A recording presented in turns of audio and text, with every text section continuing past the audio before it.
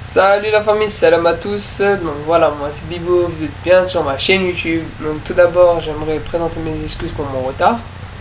J'ai eu quelques soucis ces derniers temps, donc je reprends bien sûr. Et alors attendez, si juste vous me permettez, bon, c'est du direct, je dois fermer ma porte. Alors attendez, hop là, on se cache bien sûr, faut pas qu'on voit ma petite tête. Et c'est parfait, voilà. Alors, le sujet d'aujourd'hui, qu'est-ce que ça va être? Le sujet d'aujourd'hui, j'ai peur. Mais Bibo, t'as peur de quoi? J'ai peur de ce que la France est en train de devenir, les gars. Parce qu'il y a vraiment un problème.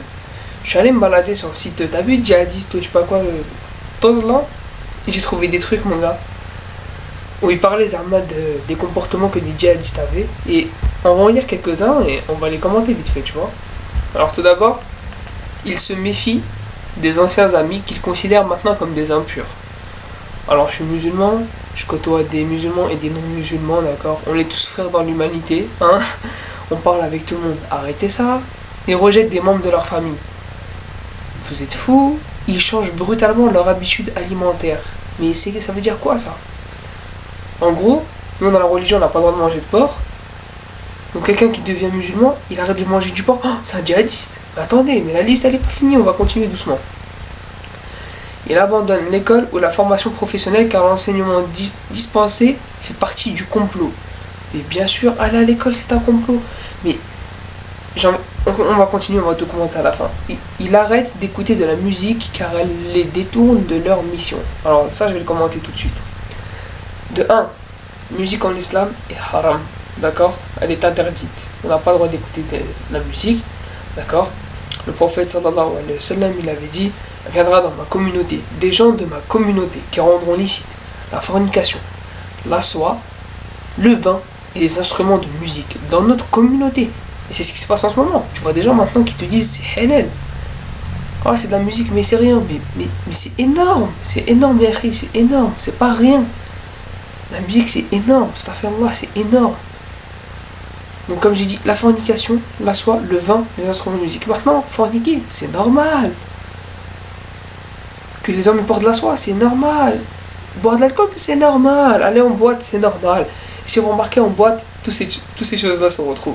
La fornication, la boisson et la musique. Le pire endroit du monde. Excusez-moi pour le message. Le pire endroit du monde.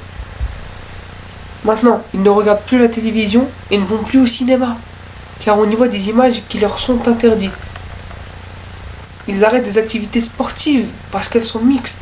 Bon, déjà ça, on va en parler tout de suite, d'accord? Ça aussi, ça m'énerve. Alors, on va parler d'une chose. Est-ce que vous, même musulman par musulman, vous ne connaissez pas des femmes qui ne veulent pas être avec des hommes? Ça existe, non? Et des femmes, elles ne veulent pas être avec des hommes. Elles veulent faire leur régime qu'entre femmes. Elles n'ont pas le droit. Est-ce qu'elles ont le droit ou elles n'ont pas le droit? Il y a des femmes, les hommes, leur regard, ça les dérange. Et c'est compréhensible. T'es là, t'es une femme. Il y a un mec qui te regarde pendant que tu fais ton sport. Bah ouais, ça dérange. Elle veut pas, elle n'a pas le droit. Elle n'a pas le droit d'aller dans un endroit que pour femmes ou que pour hommes. Moi, perso, je suis un mec.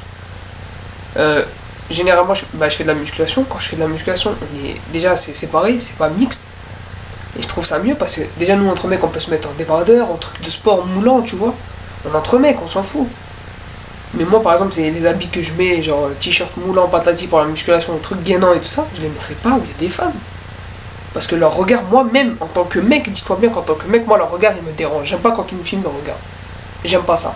Mais alors, dis-toi, une fille, si nous, l'a regardait pendant qu'elle était en legging et débardeur alors qu'elle fait du sport et elle aime pas ça. Ça existe. Je suis choqué. Ils changent leur tenue vestimentaire. Alors ça, notamment pour les filles, avec des vêtements qui cachent le corps. Des vêtements. Donc maintenant, en fait, tu es djihadiste si tes vêtements cachent ton corps. Sors tout nu dans la rue. Maintenant, c'est ça maintenant. Pour pas être djihadiste, il faut sortir tout nu dans la rue. Ça y est, on sort tout nu dans la rue. Il n'y a plus c'est même une liberté. On nous empêche même de nous habiller comme on veut. Vous voyez le délire ou quoi? Ils changent leur tenue vestimentaire, notamment pour les filles qui couvrent leur corps. C'est quoi ça? Pour être normal, il faut se balader en mini-jupe et bon, la truc là, et je suis choqué, ça m'énerve. Donc nos femmes, elles se respectent. Elles mettent des habits amples et tout ça pour pas qu'on voit leur forme. Ça les gêne. Et vous voulez que non, elles soient en mini-jupe. C'est quoi? Si j'ai un débat avec un musulman, avec un non-musulman qui me dit qu'il préfère que sa femme soit habillée comme ça et tout, moi je lui dirais cash, moi ma femme, Inch'Allah, bien, on voit pas ses formes, patati quand on rentre à la maison, c'est autre chose avec moi. Avec moi, moi je vois toutes ses formes. Mais toi gros, tu vois pas ses formes. Moi ta femme, regarde comment elle est habillée, je vois tout. Il est où le secret pour toi? T'as quoi comme secret entre toi et ta femme? Elle est toute nue dans la rue frère. Ça me dégoûte. Alors il fréquente assidûment des sites et des réseaux sociaux à caractère radical ou extrémiste.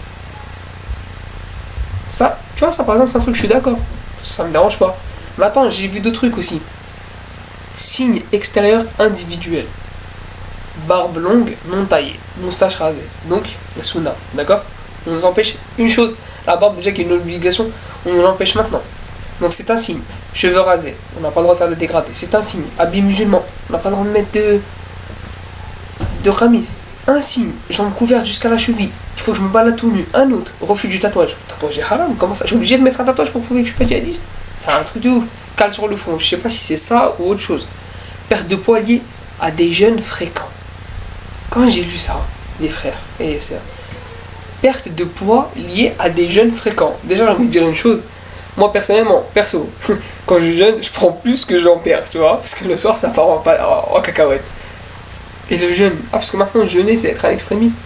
Et vous êtes fous, vous voulez nous enlever notre religion. Mais attends, comportement individuel, repli identitaire. Rhétorique politique, référence à l'injustice en Palestine, Tchétchénie, Irak, Syrie, Égypte. En gros, maintenant, tu soutiens la Palestine, t'es un djihadiste. Et intérêt pour les débuts de l'islam. On veut même m'interdire et me mettre dans un... et me dire que je suis djihadiste si je m'intéresse à ma religion. En fait, vous voulez quoi? Qu'on pratique plus notre religion? Il est où votre principe de laïcité? Le principe, il est plus là. Il est plus là. Il n'y a plus de laïcité. Où est cette laïcité? Je dois couper. Donc, j'ai pas le droit d'avoir de barbe. J'ai pas le droit d'avoir le crâne rasé. D'accord? J'ai pas le droit d'avoir un camis. J'ai pas le droit de couvrir mes jambes. Je dois me balader torse nu à poil. D'accord? Je suis obligé d'avoir des tatouages. J'ai pas le droit de pas avoir de tatouages. J'ai pas le droit de jeûner. Hein? C'est ça, j'ai pas le droit de jeûner en fait. J'ai pas le droit de jeûner. Ma femme n'a pas le droit de. Une femme, pardon. N'a pas le droit de. Ou ma femme, même si tu veux, Inch'Allah, n'a pas le droit de se couvrir. J'ai pas le droit de faire mon sport que avec des mecs et pas mélanger avec des femmes. J'ai pas le droit de ne pas écouter de la musique. J'ai pas le droit de pas manger de porc aussi. C'est ça? Mais vous êtes fous. C'est quoi ces trucs? Pourquoi vous parlez pas de djihadistes? Par exemple, ouais, les sites. Si tu fréquentes des sites djihadistes, oui, tu en es un. Si tu es reconnu pour te balader avec des djihadistes, oui, tu en es un. Si tu dis des trucs extrémistes, comme il faut tuer ci, il faut tuer ça, oui, tu es un extrémiste. Et c'est pas parce que j'ai une barbe et que j'ai une moustache rasée que je suis un extrémiste. Eux, les juifs, ils doivent laisser leur moustache et raser leur barbe. Nous, c'est le contraire. On n'a pas le droit ou quoi? Qu'est-ce qu'il faut maintenant? Tout ce que vous dites là, c'est nous interdire notre religion. On n'a même pas le droit de se renseigner dessus. Moi, je suis choqué. Franchement, je suis choqué. Mais moi, je vais vous dire un truc. Votre truc, il va même pas tenir. Moi, je vous le dis cash, que ce soit je sais pas qui regarde, même le président qui regarde. Votre truc, il va pas tenir. De toute façon, c'est ma liberté d'expression, j'ai le droit de dire ce que je veux. Vous savez pourquoi votre truc il va pas tenir? Parce qu'on est accroché à notre religion. Dans ma religion, je dois jeûner, je dois prier, je dois laisser pousser ma barbe, d'accord? Tailler ou pas tailler, ça ne vous regarde pas, c'est ma barbe, c'est mon corps, d'accord? Le jour où vous pourrez décider pour moi de mon corps, on se rappellera. Ok? Si je veux raser mon crâne, je le rase. Mais vous faites rien contre les skinheads qui se rasent leur crâne et qui tuent des gens partout. Pourquoi eux vous faites rien? J'ai pas le droit de soutenir la Palestine parce que c'est un pays oppressé, c'est ça? J'ai pas le droit de faire mon sport avec des hommes. Je dois obligatoirement aller avec des femmes et faire du haram, c'est ça. J'ai pas le droit de ne plus écouter de la musique. Mais vous êtes fous, mais vous êtes malades. Pour moi, vous êtes des grands malades. En fait, vous avez pris toutes les interdictions de notre religion et vous les avez mis là-dedans. Mais allez où vous voulez, ça marchera pas. Ça marchera pas. On a notre religion, nos valeurs et nos principes. Pour combattre les djihadistes. Mais allez-y, faites des enquêtes, suivez les gens. Suivez-les autant que vous voulez, pistez-les, relevez téléphonique, tout ce que vous voulez. Mais essayez pas de nous couper notre religion, parce que de toute façon, je vous le dis cash, ça arrivera jamais. Ça n'arrivera pas. Et je suis pas brutal, je suis pas agressif, vous avez vu, je suis calme. J'ai un bon comportement, il n'y a pas de souci sur ça. Mais franchement, vous allez loin. Franchement, vous allez super loin. C'est un truc de malade, j'ai jamais vu ça de toute ma vie. Là, en fait, votre laïcité, franchement, enlevez, hein. Oui, la France, pays laïque. Franchement, enlevez votre laïcité tout de suite. Enlevez-la, enlevez-la. La laïcité, déjà, je vais vous dire un truc. c'est pas ne pas montrer de signes ostentatoires de sa religion, mais c'est pouvoir pratiquer sa religion en toute sérénité. D'accord? C'est deux choses différentes. La laïcité, c'est pouvoir pratiquer sa religion, c'est pas ne pas montrer de signes ostentatoires. Alors revoyez vos définitions, celles que vous-même vous avez créées et celles que vous-même vous êtes en train de contredire. Vous n'avez pas honte de vous, honte de ce que vous faites. Vous stigmatisez une population, une religion qui maintenant est même pratiquée par, j'allais dire vos Français, on est tous Français, mais par des Français, comme vous dites, de souche, qui deviennent musulmans. Mais vous allez où? Où? Vous allez dans le mur. Ça sert à rien. Parce que des gens attachés à la religion comme nous les musulmans, on lâchera pas. Et je dis pas qu'on lâchera pas, on va faire la guerre. Mais on lâchera pas parce que nous, notre religion, on la connaît. On sait que c'est une religion de paix et d'amour et de sérénité. Notre modèle, c'est le prophète sallallahu alayhi wa sallam. Il n'a jamais fait de mal à personne, même à une mouche. Même à une mouche. Je vais vous raconter une petite histoire de 2 minutes. Même pas 30 secondes. Un jour, un homme est venu auprès d'un des compagnons du prophète sallallahu alayhi wa sallam. Et vous savez ce qu'il lui a dit? Le compagnon lui a fait: ouais, tu viens pourquoi? Il lui a dit: je viens tuer le prophète. Il lui a dit: ah ouais, tu viens tuer le prophète? Il lui a dit: ouais, je viens tuer le prophète. Le compagnon, ce qu'il a fait, c'est qu'il l'a attrapé, il l'a ligoté. Le prophète sallallahu alayhi wa sallam, quand il est venu, vous savez ce qu'il a dit d'abord? Il était au courant qu'il voulait le tuer. Vous savez ce qu'il a dit? Est-ce qu'il a dit: ouais, venons le tuer? Il a dit: est-ce que vous lui avez donné à boire et à manger? Est-ce que vous lui avez donné à boire et à manger? C'est pas un bon comportement, ça? Arrêtez toutes vos bêtises là. Arrêtez vos bêtises. Si vous verriez le nombre d'associations de musulmans qui sont créées pour aider les gens aujourd'hui, que ce soit des musulmans ou des non-musulmans, ça vous le dites pas à la télé. Vous dites jamais ça à la télé. Bien sûr que vous le dites pas à la télé. De toute façon, les médias, c'est vous. Vous contrôlez tout. Alors à quoi bon? On a notre fierté, notre niya, notre amour. Ça nous suffit largement. Allez, moi c'était Bibo.